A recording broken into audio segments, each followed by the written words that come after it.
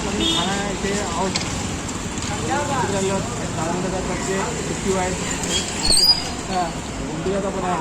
तो ठाण्यामध्ये 14 तारखेला जो आदिवासी समाजाचा भव्य महोत्सव घेणार आहोत, त्याच्या अनुषंगाने आम्ही पण शहरामध्ये पण आवाज करतो. लोकांना आवाज करतो की जे आपल्या गावी क्रम चालवून नातेवाईक आहेत त्यांना सांगावं. सर्व लोक लहान मोठ्या सर्वांनी आपण एकत्र येऊन 14 तारखेला आपली ताकद दाखवायची आहे.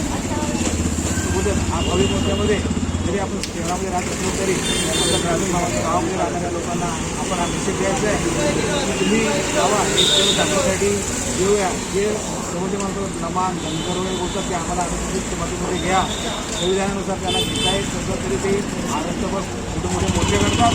त्या अनुषंगाने पार्टीमध्ये पण आपण प्रबळ तिथं मोर्चा करून त्यांना पण दाखवून द्यायचं आहे की आम्ही पण बसलेलो नाहीत. आम्ही पण मोठ्या संख्येने कुठल्या विरोधामध्ये ठामपणे राहू शकतो.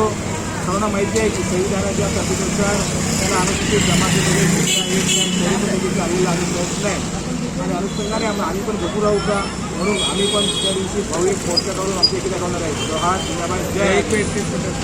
मल्हारपूर समाज संघटनेचा महाराष्ट्राचा ठाणे पालघर जिल्ह्याचा सेक्रेटरी आहे आणि सदर मोर्चामध्ये आम्ही सहभागी होऊन आणि सामील होतो.